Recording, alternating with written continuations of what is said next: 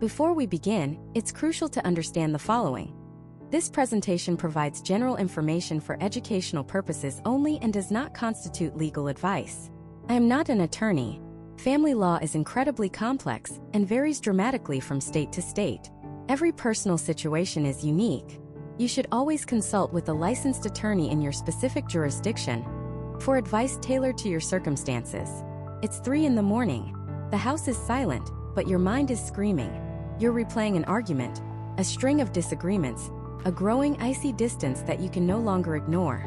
And for the first time, a question you've pushed away for months, maybe years, finally breaks through. What happens if this ends? What happens to the kids? To the house we built together? What about the retirement account I've been paying into for 20 years? Suddenly, you realize the life you've built is standing on a legal foundation you know absolutely nothing about. You signed a marriage license, but you never read the terms and conditions. This feeling, this mixture of fear, confusion, and helplessness, is exactly why you're here. And you are not alone. Millions of Americans navigate these terrifying questions every single year, often in the middle of the most emotionally devastating period of their lives. They're forced to make life-altering decisions about their children, their homes, and their financial futures while trying to decipher a legal system that feels like it's written in a foreign language. But it doesn't have to be that way. Knowledge is power. Understanding the basic rules of the game before you're forced to play it can be the single greatest asset you have. This series is your roadmap. It is your Family Law 101, a comprehensive guide designed to strip away the jargon, demystify the process, and give you the foundational knowledge you need to protect yourself, your assets, and your family. We are going to turn that 3 a.m. fear into 3 p.m. confidence. We're going to cover everything from the moment you say, "I do," to the gut-wrenching possibility of saying, "I don't anymore." We'll break down marriage, divorce, child custody, child support, the division of property, and so much more, all in plain, simple English. So what exactly is family law? At its core, family law is the branch of the legal system that deals with family-related issues and domestic relations. Think of it as the official rulebook for our most intimate relationships. It governs how family relationships are formed, how they are maintained, and crucially, how they are dissolved. It's a vast area of law that touches almost every single person in the country at some point in their lives, whether they realize it or not. You can really break the entire universe of family law down into 2 massive categories. The first category is about creating a family. This includes the laws surrounding getting married, prenuptial and postnuptial agreements, adoption, and surrogacy. It's the legal architecture of how we formally build our families. It defines who can get married, what legal rights and responsibilities come with that marriage, and how new members, like children, are legally brought into the family unit. The second, and often more complicated category, is about the dissolution of a family. This is what most people think of when they hear family law. It's divorce, legal separation, and annulment. But it's also all the critical pieces that come with that dissolution. Determining child custody and visitation schedules, calculating child support and spousal support, also known as alimony, and the monumental task of dividing assets and debts that a couple has accumulated over the years.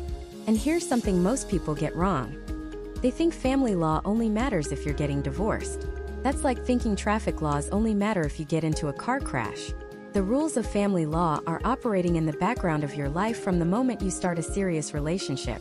Are you thinking of moving in with your partner? Family law has something to say about that through concepts like common law marriage in certain states. Are you buying a house together before you're married? Family law principles about property ownership are in play. Are you having a child without being married? The laws of paternity, custody, and support immediately apply to you. This isn't just for married people. It's for cohabitating couples, single parents, grandparents seeking visitation, and anyone who is part of a modern, complex family structure. Understanding these rules isn't pessimistic. It's proactive. It's about making informed decisions for your future, instead of letting a court make them for you later. Now, for the single most important concept you need to grasp before we go any further. If you remember nothing else from this introduction, remember this. In the United States, family law is almost entirely a matter of state law. There is no single federal family law that applies to everyone from California to New York. Each of the 50 states has its own statutes, its own precedents, and its own procedures for handling every single issue we're going to discuss. This is why what happened in your friend's divorce in Texas has almost zero bearing on what will happen in your divorce in Florida. Texas is a community property state, while Florida is an equitable distribution state. Those aren't just different words. They are fundamentally different philosophies for how to divide a couple's entire financial world. Some states have a presumption of 50-50 child custody. Others don't. Some states have formulas for alimony. Others leave it entirely up to a judge's discretion. This state-by-state system is a leftover from the founding of the country. The federal government was given power over things like interstate commerce and national defense, while the power to regulate the health, safety, and welfare of citizens, which includes family matters, was left to the individual states. This is why marriage licenses are issued by counties and states, not the federal government. And it's why divorce proceedings happen in state courts, not federal ones. The consequences of this are massive. It means you have to be incredibly careful about where you get your information. Reading an article about alimony in Massachusetts is useless if you live in Arizona. This is also why the first thing any good family law attorney will do is look at the specific laws and recent court decisions in your state, county, and sometimes even your specific courthouse.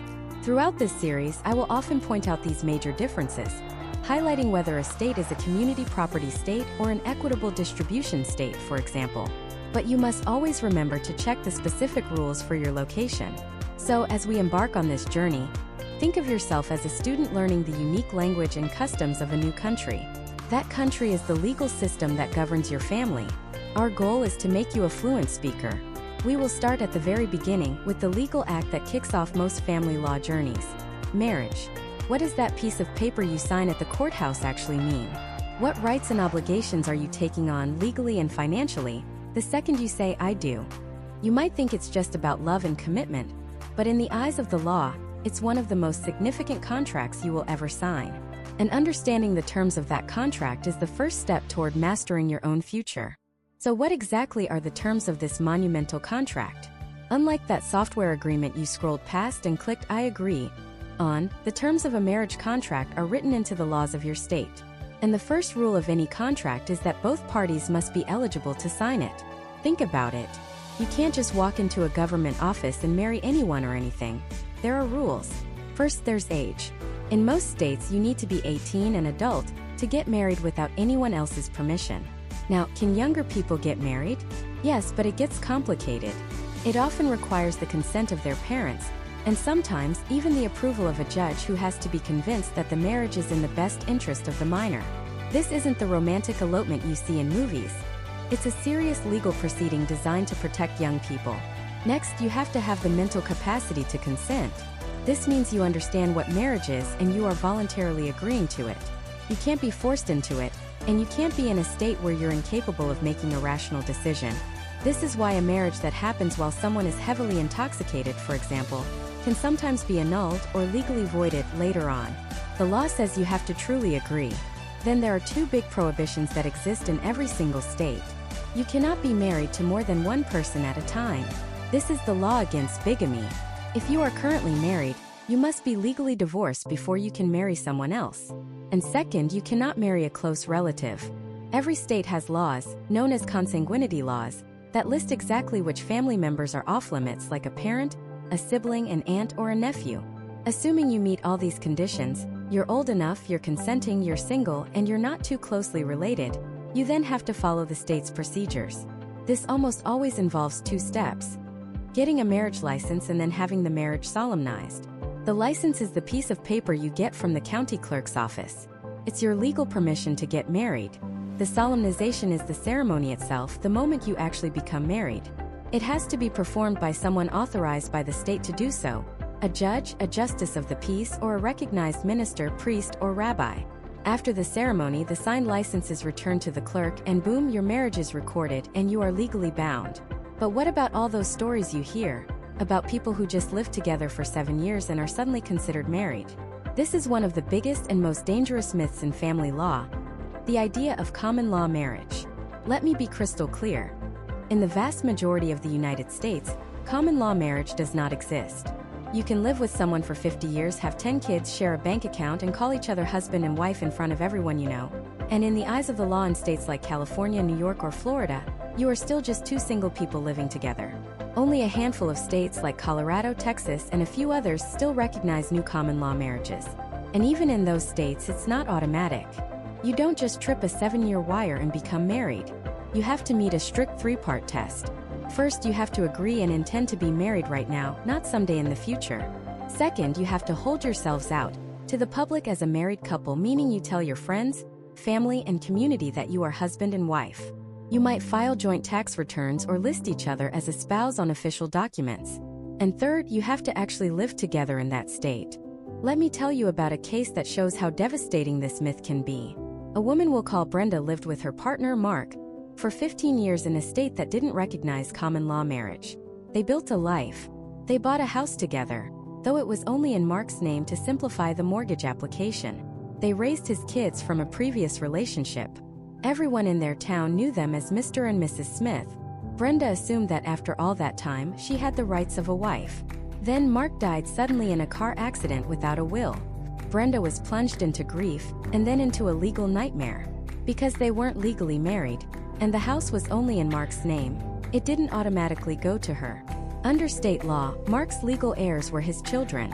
They loved Brenda, but they were adults with their own families and financial needs. They were forced to sell the house, Brenda's home, to get their inheritance. In a matter of months, she lost her partner and the home they had shared for over a decade. She had no right to his Social Security benefits, no right to his pension. Legally, she was a stranger. Her 15-year relationship gave her zero legal standing.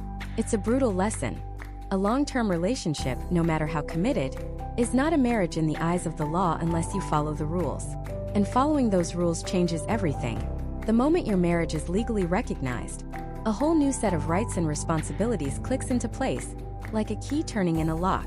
Suddenly, the law sees you and your partner not just as two individuals, but as a single economic unit. This is where the concept of marital property comes in.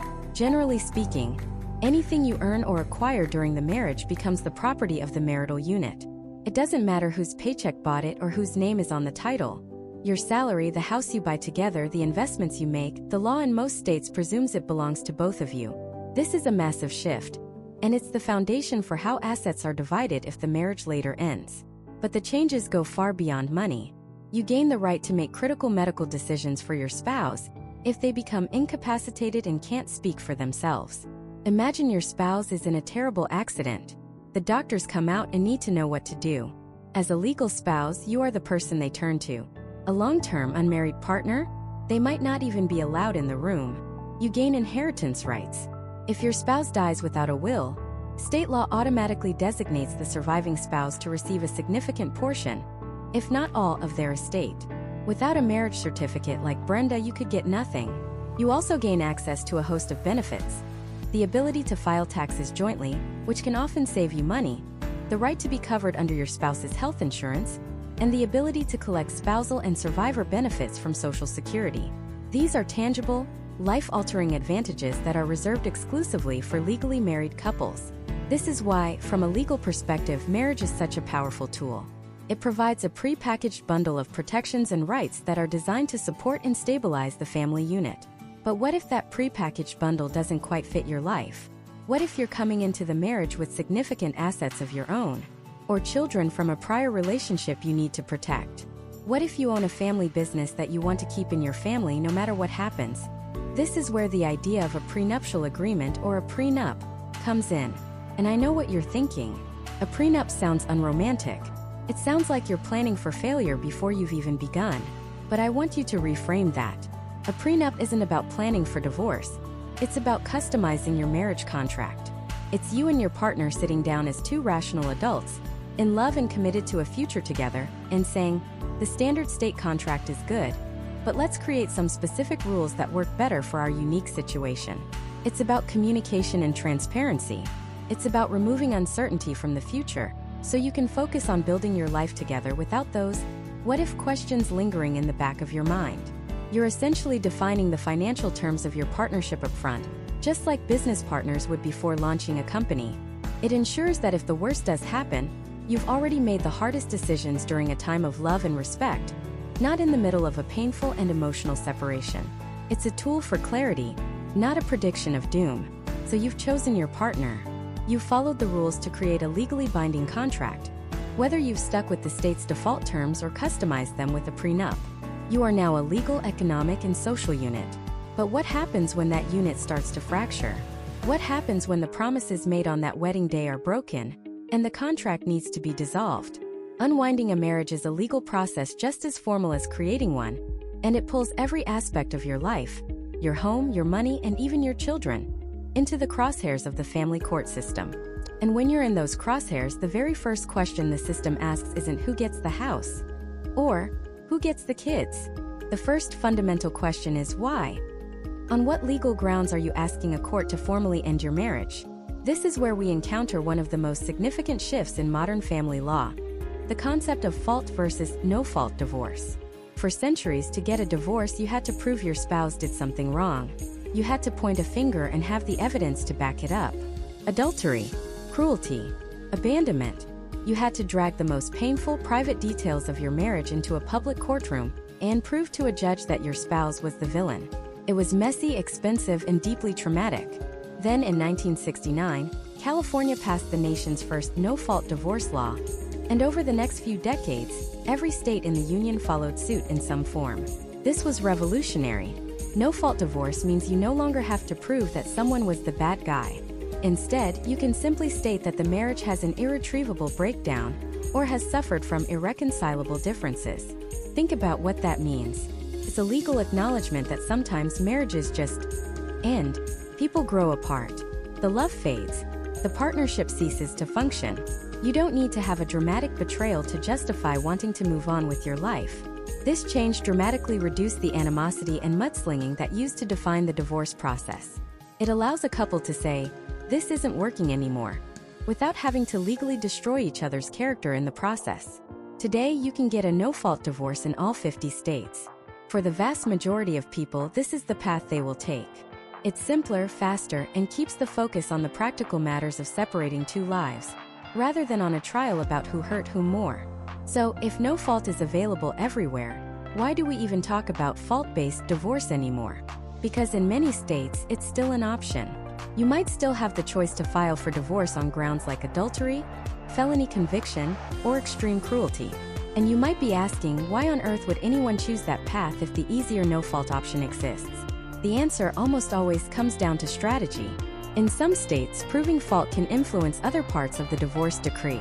For example, if you can prove your spouse committed adultery and wasted thousands of dollars of marital money on their affair, a judge might award you a larger share of the marital property to compensate for that waste.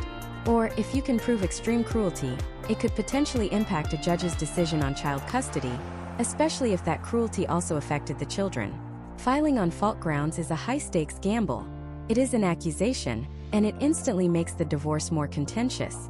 It requires proof, witnesses, private investigators, financial records. It's a declaration of war that will almost certainly lead to higher legal fees and a more emotionally draining process. But for some, in very specific circumstances, it's a strategic choice they and their lawyer make to try and achieve a better outcome in the division of assets or in custody arrangements. But let's assume you're going the more common route. No fault. You and your spouse have agreed the marriage is over. What happens next? You don't just sign a piece of paper and walk away. You have to formally initiate a case in court. This starts with two critical requirements: jurisdiction and a petition. First, jurisdiction. This is a fancy legal word for the court's authority to hear your case. You can't just file for divorce in any state you want. You have to meet that state's residency requirements. Typically, this means one or both spouses must have lived in the state for a continuous period, often 6 months, and in the specific county for a shorter period like 90 days before you can file there. This prevents people from forum shopping, looking for a state with more favorable laws and filing for divorce there after a weekend trip to Vegas. The court has to have a legitimate connection to you and your marriage. Once you've established you're in the right place, one person, the petitioner, officially starts the process by filing a document with the court. This document is usually called a petition for dissolution of marriage. This is the starting gun. It's a formal legal document that lays out the basic, undisputed facts for the court: your names, the date you were married, the names and birthdays of your children. It will also state that you meet the residency requirements, and crucially, it will state the legal grounds for the divorce. For most people, irreconcilable differences. The petition might also include what you're asking the court for. You might request joint legal custody of the children, ask for child support and alimony, request possession of the family home, and ask that your separate property be confirmed to you. This is your opening statement, your initial list of requests to the court. Filing this document with the court clerk is the first step, but it's the second step that makes it real for your spouse. Service of process. You can't just file a lawsuit against someone in secret. The law demands that they be formally notified that a case has been filed against them. You can't just text them a picture of the petition or leave it on the kitchen counter. Serving the papers means having a neutral third party, usually a professional process server or a sheriff's deputy, personally hand a copy of the filed petition and a summons to your spouse. The summons is a document from the court that officially orders your spouse to respond to the lawsuit within a certain time frame, usually 20 to 30 days. This personal service is proof positive that they received the documents and know the divorce has begun. This moment, the moment a stranger shows up at your door or your office and hands you a stack of legal papers, is often one of the most jarring and emotional moments in the entire process. It transforms the divorce from a sad conversation into a formal legal proceeding. It means the clock is now ticking. Once served, the other spouse, now called the respondent, has a critical decision to make. They must file a formal response with the court. This document, often called an answer or response, is their opportunity to state whether they agree or disagree with what was said in the petition. Do they agree the marriage is irretrievably broken? Yes. Do they agree the antique car is the petitioner's separate property? No. Do they agree that the petitioner should have primary custody of the children? Absolutely not. The response is their side of the story. It's where the lines of disagreement are drawn. If you don't file a response, you haven't just stayed silent. You've forfeited your right to participate. The court can, and likely will, enter a default judgment, meaning they will grant the petitioner everything they ask for without any input from you. This is a catastrophic mistake that people sometimes make, either out of fear, denial, or a simple lack of understanding. Once the petition is filed and the response is in, both parties are officially before the court. The initial legal framework is in place. But this is just the opening bell. Now the real work begins. The court knows who the players are and what they're initially fighting about. But the court doesn't know anything else. It doesn't know what you own, what you owe, how much you earn, or what's best for your children. To figure all that out, the court system kicks off a process designed to put all the cards on the table, whether you want to show them or not. This next phase is where the financial skeletons come out of the closet and the first real battles are fought. It's a phase filled with mandatory disclosures, temporary orders, and a process called discovery. And it's where the true complexity and the true cost of a divorce really begins to take shape. This is the show me the money phase of the divorce. It's where suspicions turn into subpoenas and gut feelings are either proven or debunked by a mountain of paperwork. The legal term for this process is discovery, and it's arguably the most critical, time-consuming, and expensive part of any contested divorce. Think of it as a mandatory high-stakes game of show and tell, where both sides are legally required to lay all their cards on the table. Every financial document, every asset, every debt, it all has to come out into the light. The goal is simple: to make sure that when it comes time to divide the marital estate, everyone is working from the same set of facts. No hidden accounts, no secret bonuses, no conveniently forgotten stock options. There are three main weapons in the discovery arsenal. The first is called interrogatories. It's a fancy word for a list of written questions that you send to your spouse, which they must answer in writing under oath. This isn't a casual Q&A. These are pointed strategic questions drafted by your attorney. List every bank account you have had access to in the last 5 years. Identify every source of income, including bonuses and commissions, received since the date of marriage. State whether you have sold any assets worth more than $1,000 in the past 12 months. Answering these questions is tedious and time-consuming, and lying on them? That's perjury. It's a crime, and it can have devastating consequences for your case. The second and often most overwhelming tool is the request for production of documents. This is exactly what it sounds like. Your lawyer sends a formal request to your spouse's lawyer, demanding they produce specific documents. And we're not talking about a handful of papers. We're talking about years of bank statements, credit card bills, mortgage documents, tax returns, pay stubs, retirement account statements, business profit and loss sheets, car titles, deeds to property. Basically the entire financial paper trail of your life together. In today's world, this also includes digital information. Emails, text messages, and social media data can all be fair game if they're relevant to the case. This is where you see boxes and boxes of paper being wheeled into law offices. It's a colossal task of organization and review, and every single hour your legal team spends sifting through this financial archaeology dig goes on your bill. The third and most dramatic tool of discovery is the deposition. If you've ever seen a legal drama on TV, you've seen a deposition. It's a formal interview conducted under oath outside of a courtroom. It usually takes place in a conference room at a law firm. You'll be there, your lawyer will be there, your spouse will be there with their lawyer, and a court reporter will be there, typing down every single word that is said. Your spouse's attorney gets to ask you questions directly, for hours. They can ask you about your finances, your job, your parenting, your relationships, almost anything that could be relevant to the divorce. The pressure is immense. There's no judge to intervene. It's just you, a hostile questioner, and your own memory. The purpose is twofold. First, to gather information and lock you into your story. If you say one thing in your deposition and then try to say something different in court, they will use your deposition transcript to destroy your credibility. Second, it's for the other lawyer to see how you perform under pressure. Are you credible? Are you likable? Do you get angry easily? Are you going to be a good witness in front of a judge? Your performance in a deposition can dramatically influence whether the other side wants to settle the case or take their chances with you at trial. While all this information is being gathered, life doesn't just stop. The mortgage still needs to be paid. The kids still need to be picked up from school. This is where temporary orders come in. Because discovery can take months, even over a year, lawyers will ask the court to put temporary rules in place to govern the family while the divorce is pending. A judge will issue orders on who gets to live in the family home, who is responsible for paying which bills, what the temporary child custody schedule will be, and whether one spouse needs to pay the other temporary alimony or child support. These orders are not permanent, but they are legally binding, and they create a new temporary status quo that can often influence the final outcome of the case. Now, you might be thinking, this all sounds incredibly invasive and stressful. And you're right. It is. Having your entire life, especially your financial life, picked apart by your soon-to-be ex-spouse legal team is a grueling experience. Feels personal. Feels like an attack. And it's the primary reason divorce costs can spiral out of control. Every interrogatory question, every document request, every hour of a deposition represents billable hours for at least 2 law firms. So why do we do it? Because fairness is impossible without facts. Imagine trying to divide a pie without knowing how big the pie actually is. That's what a divorce would be without discovery. It ensures that the spouse who is less involved in the family's finances isn't taken advantage of. It prevents the higher-earning spouse from hiding assets and claiming they're broke.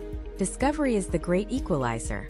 It's designed to put both spouses on a level playing field, armed with the same complete financial picture. Of course, that doesn't stop people from trying to cheat the system. The discovery phase is also where you uncover financial infidelity. This is where a spouse might suddenly forget about a brokerage account, or claim their successful business is suddenly on the verge of bankruptcy. We see people transferring large sums of money to a friend or family member to hold for them, buying assets in someone else's name, or taking cash payments for work to keep it off the books. When this is suspected, the discovery process can escalate. Your lawyer might bring in a forensic accountant. This is a financial detective who specializes in digging through complex financial records to find hidden assets and unreported income. They can analyze business records, trace cash flows, and value complex assets like a family business or stock options. They are expensive, but if you suspect your spouse is hiding a significant amount of money, a good forensic accountant can be the best investment you make in your entire divorce. Finding just one hidden account can completely change the outcome of a settlement, paying for their fee many times over. This entire phase is a tug of war. It's a battle for information. Each side is trying to build its case brick by brick, document by document. The goal is to emerge from this informational storm with a crystal clear picture of the marital estate. What you own, what you owe, and what you earn together and separately. Because once every card is on the table, once every asset has been identified and valued, the real negotiation can finally begin. This is where the facts unearthed in discovery are either forged into a final agreement or become the ammunition for the ultimate battle, the trial. But before the first shot is fired in that courtroom war, there's a critical fork in the road, a path that over 90% of couples ultimately take. It's a series of off-ramps from the litigation highway, collectively known as Alternative Dispute Resolution, or ADR. And understanding these options is arguably more important than understanding the trial process itself, because this is where most families will actually decide their future. The default image of divorce is two people, flanked by aggressive lawyers, duking it out in front of a stone-faced judge. It's a picture painted by Hollywood, and while it does happen, it's the exception, not the rule. Why? Because trials are brutal. They are emotionally devastating, astronomically expensive, and they surrender the single most important thing you have: control. When you go to trial, you are handing the power to make life-altering decisions about your children, your home, and your financial future to a complete stranger who will spend, at most, a few days getting to know the most intimate details of your life before rendering a judgment. For most people, that's a terrifying prospect. And it should be. That's why the legal system has built-in pressure release valves. The most common and powerful of these is mediation. Imagine our couple, Mark and Sarah. Discovery is complete. They know exactly what's in the pot: the house equity, the 401k, the credit card debt. But they are worlds apart on how to divide it. Mark thinks he should get a larger share of the house because his inheritance was used for the down payment. Sarah believes she's entitled to permanent alimony because she sacrificed her career to raise the children. They're at a stalemate. Their lawyers are sending letters back and forth, the bills are piling up, and the animosity is growing. A trial seems inevitable. This is the moment their lawyers, or even a judge, will likely say, "You need to go to mediation." So what is it? Mediation is a confidential, structured negotiation process facilitated by a neutral third party, called the mediator. The mediator is not a judge. They have no power to force anyone to do anything. Their job is not to decide who is right or wrong. Their one and only job is to help Mark and Sarah find a compromise they can both live with. Mediators are often highly experienced family law attorneys or retired judges who have seen it all. They are experts in breaking down emotional and financial logjams. The process often begins with everyone in the same room: Mark, Sarah, their respective attorneys, and the mediator. The mediator lays out the ground rules. Be respectful, listen, and most importantly, be open to compromise. They'll state that everything said in mediation is confidential and cannot be used later in court. This creates a safe space to talk freely. Each side then gets a chance to make a brief opening statement, outlining their position. This is often the last time Mark and Sarah will be in the same room together for the rest of the day. What happens next is a process sometimes called shuttle diplomacy. The mediator separates the parties into different conference rooms. The mediator will then go into Mark's room and talk to him and his lawyer. They'll listen to Mark's arguments about the inheritance. They'll reality test his position. They might say, "Mark, I understand your point about the inheritance, but the law in this state says that once you commingled that money into a marital asset like the house, it likely became marital property. A judge is probably going to split it 50-50. Are you willing to spend $50,000 on a trial to fight for a 10% chance of winning on that point?" The mediator isn't taking Sarah's side. They are playing devil's advocate. They are forcing Mark to confront the weaknesses in his case and the real-world costs of litigation. Then the mediator walks across the hall to Sarah's room. They'll listen to her arguments about permanent alimony, and they'll do the same thing. They might say, "Sarah, your request for permanent alimony is understandable, but you're only 42 years old, you have a college degree, and the kids are both in school full-time.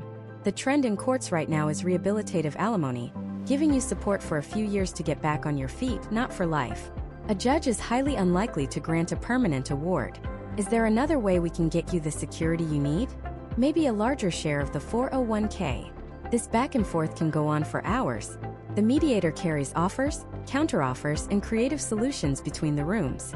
They absorb the anger and frustration, acting as a buffer. They're part therapist, part financial analyst, and part legal strategist. They might suggest solutions the couple never considered. For example, instead of fighting over alimony, maybe Mark can pay for Sarah's health insurance for 5 years and contribute to an IRA for her. Instead of selling the house and splitting the profit, maybe Sarah can keep the house but Mark gets the entirety of his 401k. The goal is to get the parties off their rigid, principled positions and into a zone of practical problem solving. If, at the end of a long, exhausting day, an agreement is reached, the mediator will draft a document. Once Mark and Sarah both sign that mediated settlement agreement, it becomes a legally binding contract. It is then submitted to the court and becomes the basis for the final divorce decree. The war is over. They have retained control, saved a fortune in legal fees, and avoided the trauma of a public trial. But mediation isn't the only option. For some couples, another path is arbitration. Think of arbitration as a private trial. Instead of a judge, you hire a private arbitrator to hear your case and make a decision. Unlike a mediator, an arbitrator acts as a judge. They listen to evidence, hear testimony, and then they issue a ruling that is typically binding and has the same force as a court order. Why would anyone do this? Speed and privacy. Getting a trial date in a public court can take a year or more. You can often schedule an arbitration within a few months, and it all happens behind closed doors, away from the public record, which can be a huge advantage for high-profile individuals or those with sensitive business information. A third and increasingly popular option is called collaborative divorce. This is a fundamentally different approach.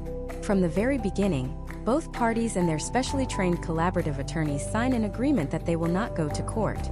If the process breaks down and someone decides to litigate, both lawyers have to withdraw. This creates a powerful incentive for everyone to stay at the table and work things out. The collaborative process is a team approach. In addition to the lawyers, the team often includes a neutral financial professional to analyze assets and budgets, and a mental health professional who acts as a divorce coach and helps with communication and co-parenting plans. It's a holistic model designed to minimize conflict and restructure the family in the healthiest way possible. It's not for everyone. It requires a high degree of trust and a genuine commitment from both sides to work together in good faith. These alternatives, mediation, arbitration, and collaborative divorce, are all built on a single powerful premise: that you and your spouse, the two people who know your family best, are better equipped to make decisions about your future than a judge. They offer a chance to trade the battlefield for a negotiation table. They provide an opportunity to preserve dignity, protect children from conflict, and conserve financial resources. But they all require one thing: a willingness from both parties to participate in good faith. And sometimes that's just not possible. Sometimes one person is hiding assets, is completely unreasonable, or is intent on punishment rather than resolution. And when that happens, all the off-ramps are closed. The litigation highway leads to only one destination. And all that ammunition gathered during discovery is finally loaded for the courtroom. And the courtroom is where those shots are fired, but it's probably not the courtroom you're picturing. Forget the dramatic scenes from movies and television. Forget a jury of 12 strangers hanging on every word. In the overwhelming majority of family law cases in the United States, there is no jury. This is what's called a bench trial. The entire case, all the facts, all the emotion, all the financial details of your life, is presented to a single person, the judge. And there's a good reason for this. The decisions in a family law case are not about guilt or innocence in a criminal sense. They are about equity, fairness, and the best interests of a child. These are nuanced legal standards that require a deep understanding of state statutes and prior case law, not just a gut feeling. The judge is both the referee and the jury. They control the flow of the proceedings, rule on objections, and are the ultimate decider of facts. They are the audience of one you must convince. So, who is in this room? You and your spouse, now referred to as the petitioner and the respondent. Your respective attorneys. The judge, sitting elevated at the bench. A court clerk, managing the paperwork. A court reporter, typing a verbatim transcript of every single word said. And a bailiff to maintain order. It's a surprisingly small, sterile, and formal environment for the deconstruction of something as personal as a marriage. The trial itself follows a very structured, almost ritualistic pattern. It begins with opening statements. This is where each attorney gets to stand up and give the judge a roadmap of their case. They'll say, "Your Honor, the evidence will show," and then proceed to outline the story they intend to prove. It's the trailer for their movie. They'll introduce the key themes, whether it's about a parent's superior ability to care for a child, or one spouse's dissipation of marital assets, or the need for a specific amount of spousal support. A compelling opening statement frames the entire case and gives the judge a lens through which to view all the evidence that follows. After opening statements, the petitioner, the person who originally filed for divorce, gets to present their case in chief. This is the main event. Their lawyer will call their first witness to the stand. That witness could be you, the petitioner. It could be a financial expert, a child psychologist, a neighbor, or a family member. The attorney who called the witness begins with what's called direct examination. The questions are open-ended, designed to let the witness tell their story in their own words. Where were you on the night of June 5th? Can you describe the conversation you had with your husband? Please explain to the court the nature of your child's special needs. The goal is to build your narrative brick by brick, in a way that is clear, credible, and persuasive to the judge. During this testimony, your attorney will introduce evidence. Remember all those documents from discovery? The bank statements, the emails, the report cards, the property appraisals? This is when they are formally presented. The attorney will hand a document to the witness and say, "I'm showing you what's been marked as Petitioner's Exhibit A. Do you recognize it?" The witness says yes and identifies it. The attorney then moves to admit it into evidence, and if the other side doesn't have a valid legal objection, it becomes part of the official record for the judge to consider. This is how your story gets supported by facts and proof. But for every direct examination, there is a cross-examination. Once your attorney is finished questioning their witness, the opposing attorney gets their turn, and the entire dynamic shifts. Cross-examination is a tool for deconstruction. The questions are pointed, leading, and often limited to a yes or no answer. Isn't it true that you transferred $10,000 to an unknown account on March 1st? You were, in fact, at the bar that night, weren't you? You have no specific training in child development, do you? The goal of cross-examination is to control the witness and poke holes in their testimony, to challenge their credibility, to highlight inconsistencies, or to force them to admit facts that are helpful to the other side's case. It can be brutal, uncomfortable, and deeply stressful. This is where a witness's composure and truthfulness are put to the ultimate test, right in front of the person who holds their future in their hands. After the petitioner's attorney has called all of their witnesses, and each has been cross-examined, they will stand and say the formal words, "Your Honor, the petitioner rests." This signals that their case in chief is complete. Now the pendulum swings. The respondent's attorney gets to do the exact same thing. They present their case in chief. They call their own witnesses, which could be the respondent, their own set of experts, or other people with relevant knowledge. They will conduct their own direct examinations to build their counter-narrative. And in turn, the petitioner's attorney will get to cross-examine each of those witnesses, attempting to dismantle the respondent's case just as their own was tested. This process can take hours, days, or in very complex cases, even weeks. It is a methodical, often tedious marathon of testimony and evidence. Throughout it all, the judge listens. They watch the body language of the witnesses. They assess credibility. Is this person telling the truth? Are they exaggerating? Are they hiding something? A judge might hear hundreds of cases a year, and they become experts at reading people and spotting inconsistencies. They are filtering two competing versions of reality down to what they believe is the most plausible truth. Once both sides have presented all their witnesses and evidence and have rested their cases, the trial moves to its final phase, closing arguments. This is the attorney's last chance to speak directly to the judge. They don't present new evidence. Instead, they summarize everything that has been presented. They weave together the testimony and the exhibits into one final coherent story. They argue how the facts presented fit the laws of the state. They'll point to specific pieces of evidence. Your Honor, as you saw in Respondent's Exhibit 12, the credit card statement, my client was not in town that weekend. They connect the dots and advocate one last time for why the judge should rule in their client's favor on every single disputed issue, from who gets the house to who makes decisions for the children. And then it's over. The talking stops. The evidence is all in. The fate of your family is now entirely in the hands of the judge. On television, the judge bangs a gavel and delivers a verdict immediately. In the real world of family law, that is exceptionally rare. More often, the judge will say, "I'm taking the matter under advisement." This means they're not going to make a snap decision.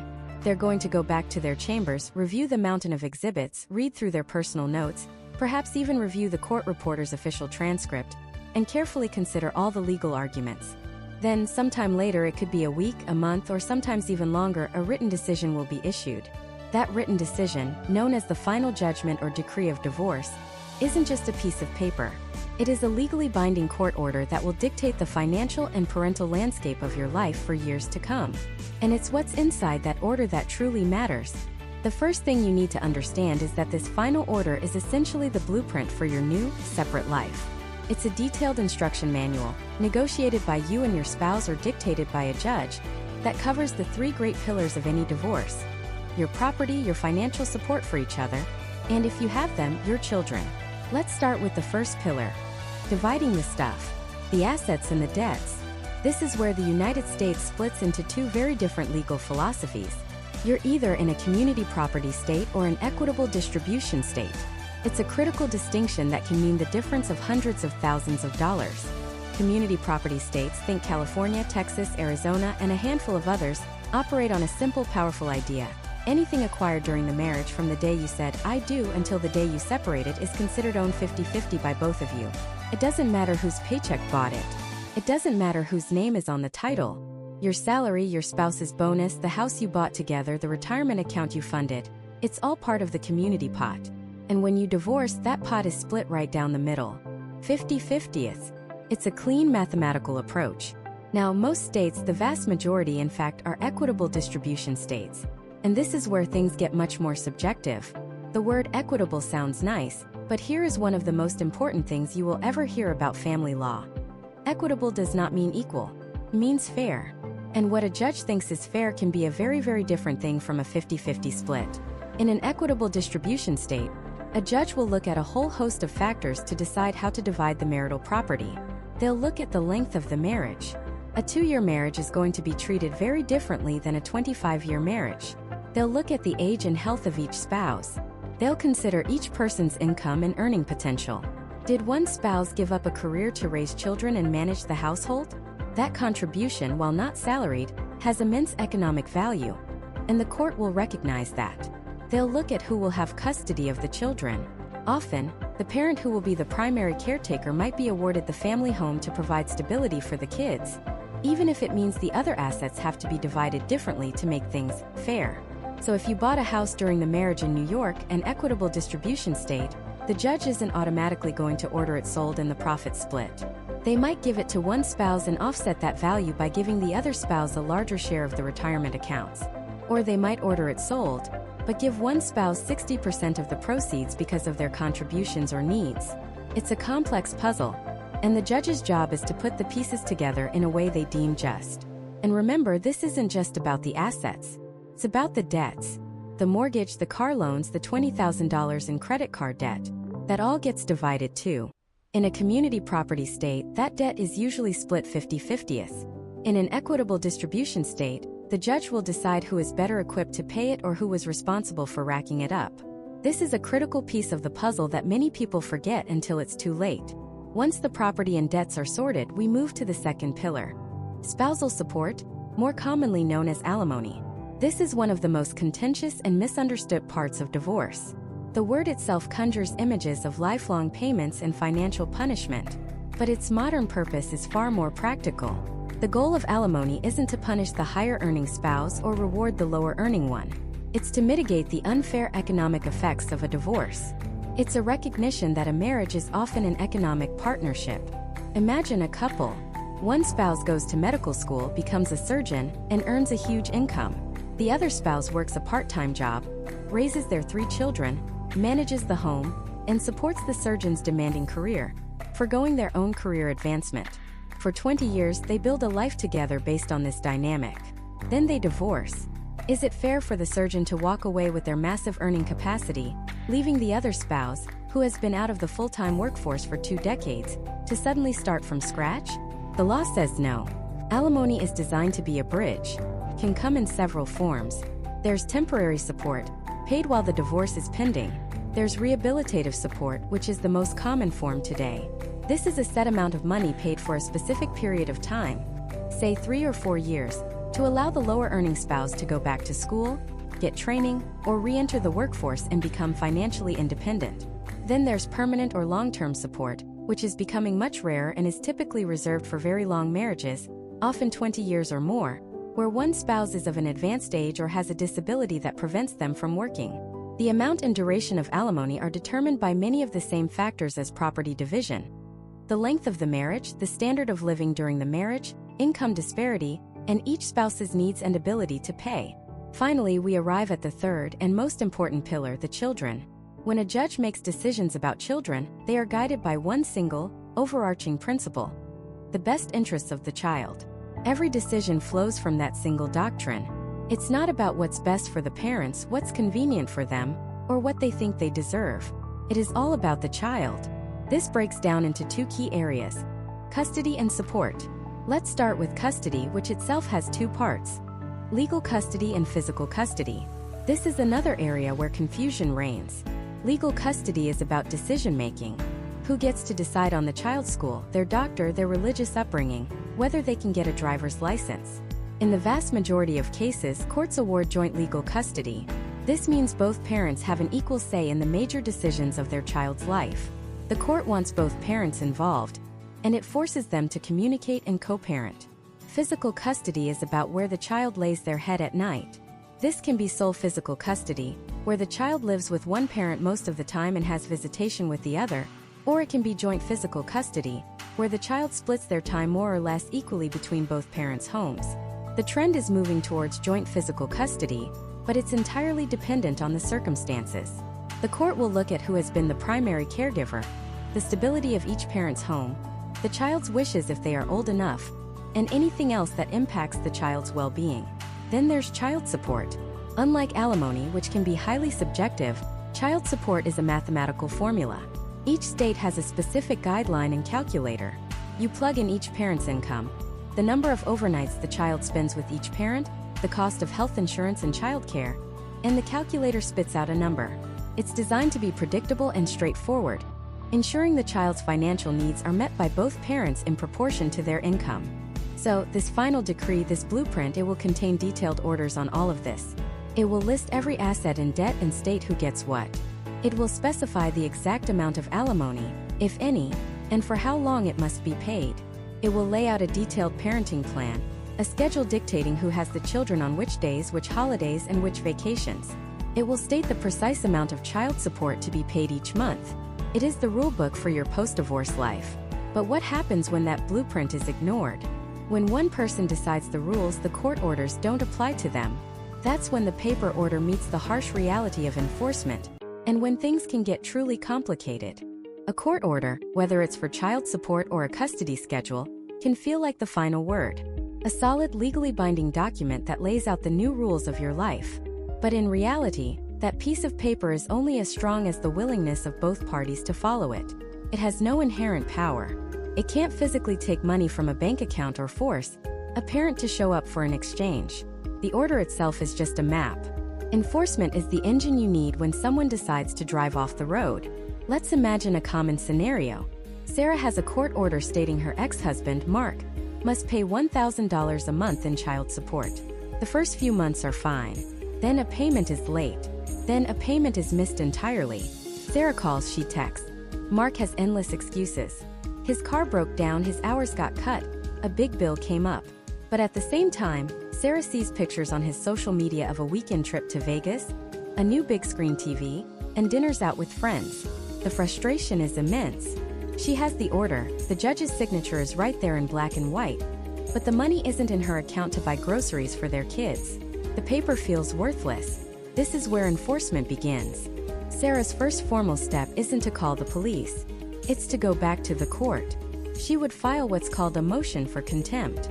This is a powerful legal tool. In plain English, a motion for contempt is you telling the judge, Your Honor, you made a clear order, this person had the ability to follow it, they knew about it, and they willfully chose not to. They are in contempt of your court. Notice those key ingredients: knowledge, ability, and willfulness. It's not enough for Mark to have simply not paid. Sarah, through her attorney, will have to show the judge that Mark knew he had to pay, that he had the money to pay, and that he deliberately chose to spend it on other things instead. This is where those social media posts become Exhibit A. His bank statement showing deposits from his job followed by withdrawals at a casino or an expensive restaurant become Exhibit B. The goal is to paint a picture for the judge that this wasn't an unfortunate mistake, it was a choice. Mark will get his chance to defend himself. He'll have to explain to the judge why he defied the court's order. If he truly lost his job and can prove it, the judge might not find him in contempt, though he'd still owe the money and would likely be ordered to seek new employment. But if his excuses don't hold up under scrutiny, if the evidence shows he had the ability to pay, the judge has a whole arsenal of tools to force compliance. This is where the court order gets its teeth. The most common and effective tool is wage garnishment. The judge can sign an order that goes directly to Mark's employer. From now on, before Mark even sees his paycheck, the child support is taken out and sent directly to Sarah or the state's child support agency. It becomes automatic, non-negotiable. It takes the choice out of Mark's hands. But what if Mark is self-employed or works for cash under the table? The court has other options. A judge can order a bank levy, freezing his bank account and seizing the funds owed. They can intercept his tax refunds. They can place a lien on his property, meaning if he tries to sell his house or car, the back due child support has to be paid off first. And the consequences can get even more severe. For significant, willful non-payment, a judge can suspend Mark's driver's license. They can suspend professional licenses, like a contractor's license or a real estate license, making it impossible for him to work in his field. They can even deny or revoke his passport, preventing international travel. The ultimate hammer, the one reserved for the most defiant cases, is jail time. This is called civil contempt, and it's important to understand the purpose isn't to punish Mark like a criminal. He isn't going to prison for a 10-year sentence. The judge is essentially saying, I am putting you in jail and you hold the keys to your own cell. The moment you arrange for payment of a certain amount, called a purge amount, you will be released. It's the court's most powerful tool of coercion, designed to make non-compliance more painful than compliance. But enforcement isn't just about money. It's often about custody and parenting time. Let's go back to Sarah and Mark. Their order says Mark has the kids every other weekend, and he's supposed to return them to Sarah's house by 6 p.m. on Sunday. But lately he's been showing up at 8 p.m. or even Monday morning with a casual, "Oh, the kids were having fun, we lost track of time." For Sarah, this is a nightmare. It disrupts the kids' school night routine, causes anxiety, and feels like a complete violation of her rights and the court's authority. Her first steps are similar. Document everything. Keep a log of every late return. Save text messages. But when it persists, she again has to file a motion for contempt. The judge will listen to both sides. If the judge finds Mark is willfully violating the parenting plan, the consequences can be just as serious as with financial issues. The judge could order Mark to pay Sarah's attorney's fees for having to bring the motion. They could order make-up parenting time for Sarah to compensate for the time Mark stole. A judge could even put stricter language in the order, specifying that if Mark is more than 15 minutes late, he forfeits his parenting time the following weekend. In extreme cases where one parent completely refuses to return a child, what's often terrifyingly called parental kidnapping, the legal tools become even more urgent. An attorney can file for a writ of habeas corpus. It's a Latin term that means produce the body, and it's an emergency order from a judge demanding that the parent immediately bring the child to the courthouse. Law enforcement can be ordered to serve that writ and ensure the child is brought before the judge. Now, a quick word on police involvement. This is a huge point of confusion. Many people think if their ex is an hour late for a custody exchange, they can call 911. In most cases, the police will arrive, look at the court order, and tell you it's a civil matter, and that you need to go back to court. They are not judges. They can't interpret ambiguous language, and they are very reluctant to physically rip a child from one parent's arms to give to another unless there is an immediate and obvious danger to the child's safety or a very specific court order, like a writ of habeas corpus, instructing them to do so. Their primary role is to keep the peace, not to enforce the fine print of your custody agreement. The most critical takeaway about enforcement is that repeated, willful violations have long-term consequences. A parent who consistently fails to pay support or respect the custody schedule is showing the judge that they cannot be trusted to follow orders. When it comes time to reevaluate the parenting plan, that history of non-compliance will be front and center. A judge could decide that parent needs less time with the children, or that their time must be supervised, all because they refuse to follow the original blueprint.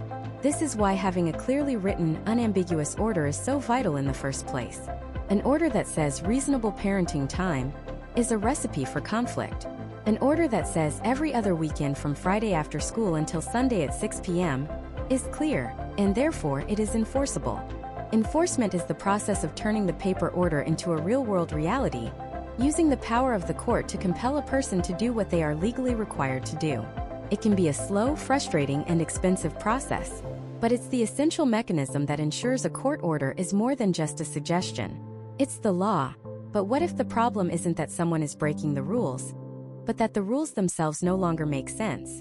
What happens when life throws a curveball so big? A job loss, a necessary move to another state, a child's changing needs, that the court order itself needs to be changed. That's the world of modification, and it's where we're headed next. A court order in family law feels final. It's a judge's decree, printed on official paper, stamped and filed. It feels like a permanent chapter ending in your life story. But life doesn't stop writing new pages just because a judge signed a document. In fact, that's when the real story often begins. The single most important concept to understand about modification is this. A court order is based on a snapshot in time. It reflects your reality, your income, your location, your kids' ages, your work schedule, on the day it was made. But life is a motion picture, not a snapshot. And when the movie of your life changes dramatically, the snapshot might not fit anymore. The legal world has a specific phrase for this. It's the key that unlocks the door to changing an order. You must prove a substantial and material change in circumstances. Let's break that down.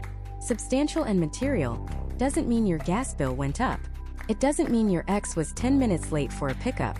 It means something big, something fundamental, something that, had it existed at the time of the original order, would have likely resulted in a different outcome. And the change must be something that wasn't anticipated when the original order was made. Let's talk about the most common reason for modification: money, specifically child support. Imagine a man named David. David is a highly skilled welder working on a major infrastructure project. He's making great money, and his child support is calculated based on that six-figure income. The order is fair. He pays it on time. 2 years later, the project ends. There are no other projects of that scale in his state. After months of searching, the only job he can find is at a local fabrication shop, making less than half of his previous income. This isn't a choice. It's an economic reality. That is a textbook substantial and material change in circumstances. It is involuntary, significant, and likely long-term. So what does David do? Here's the critical part, the mistake people make every single day that can ruin them financially. David cannot, I repeat, cannot just start paying less. He can't call his ex and say, "Hey, I lost my job, I'm just going to pay you half from now on." Even if she agrees, that verbal agreement is worth nothing in the eyes of the court. The original court order is the law. Until a new order is signed by a judge, David is legally obligated to pay the original amount. Every dollar he doesn't pay is piling up as arrears, a debt that never goes away and accrues interest. The moment David's income changed, he should have filed a petition to modify child support. The court will then look at his new financial reality and recalculate the support amount based on his current lower income. And here's the million-dollar tip. In most states, a modification can only be made retroactive to the date you filed the petition. If David gets laid off in January but waits until June to file, he is likely on the hook for that original, higher support amount for all 6 of those months, even though he wasn't earning the money. The delay can cost him tens of thousands of dollars. The lesson is simple. When a substantial financial change happens, you don't wait. You file. Now let's flip the coin. What if the change isn't involuntary? What if David, angry about paying support, quits his high-paying welding job to go work for minimum wage, thinking it will lower his payments? The court is not stupid. This is called voluntary impoverishment. A judge will look at that and say, "Nice try." They will likely engage in what's called imputing income. They will calculate child support based on what David could and should be earning, based on his skills, experience, and job history. They will order him to pay support based on his welder's salary, even if he's flipping burgers. The court's primary duty is to the child, not to a parent's attempt to game the system. This same principle of a substantial change applies to alimony, or spousal support. If the person receiving alimony gets a huge promotion, inherits a large sum of money, or remarries, their need for support may be eliminated. Conversely, if the person paying alimony becomes permanently disabled and can no longer work, their ability to pay has vanished. Both are grounds for modification.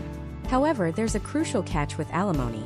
Sometimes, as part of a divorce settlement, the parties agree that the alimony is non-modifiable. They write it into the agreement.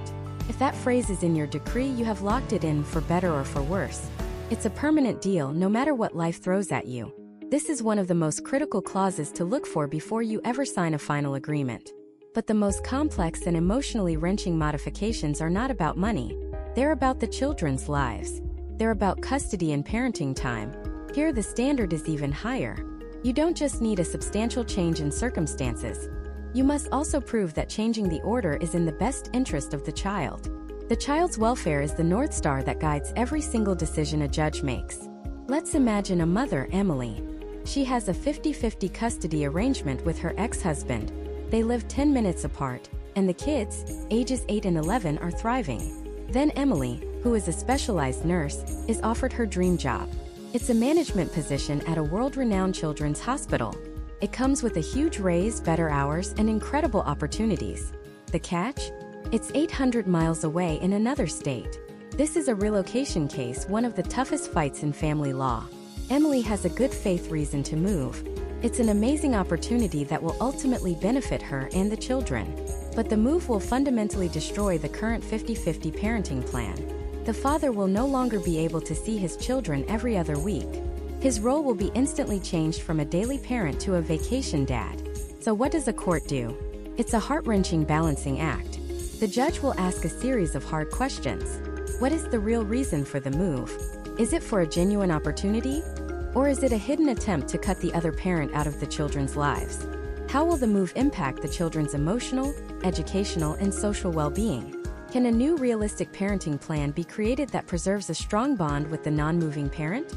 This might mean the father gets the entire summer vacation, every spring break, and every other major holiday.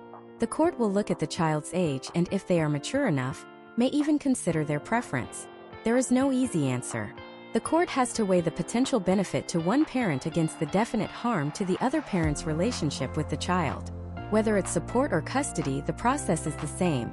You cannot rely on a handshake or a text message. You must go back to court. You file a formal motion, you present your evidence of the substantial change, the termination letter, the new pay stubs, the doctor's report, the job offer letter from another state. You will likely be ordered to mediation to try and work it out.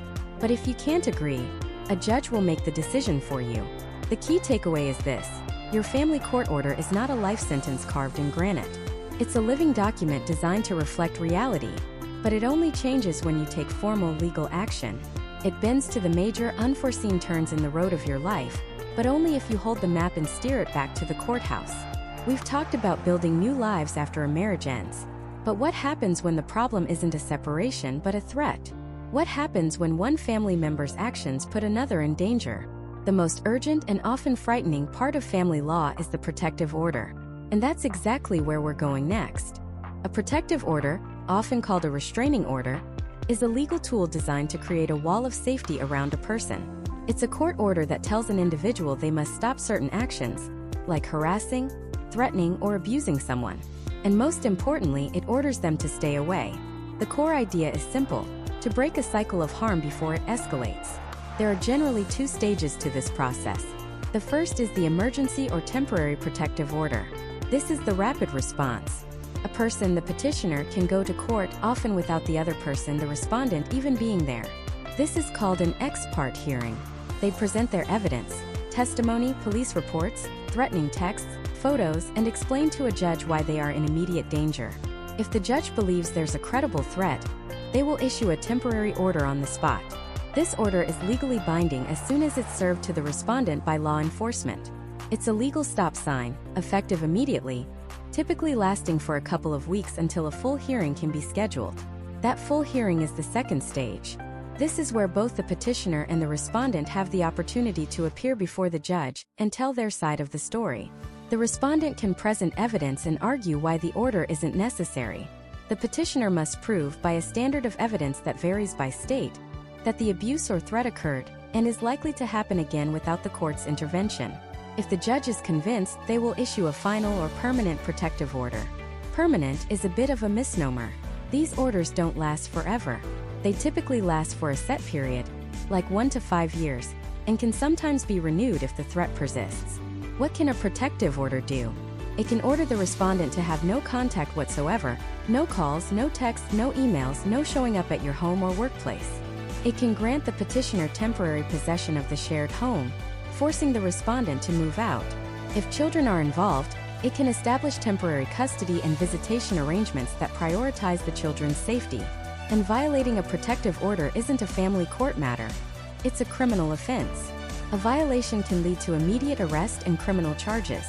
It gives the police the power to act, transforming a private he said, she said dispute into a clear, enforceable legal boundary.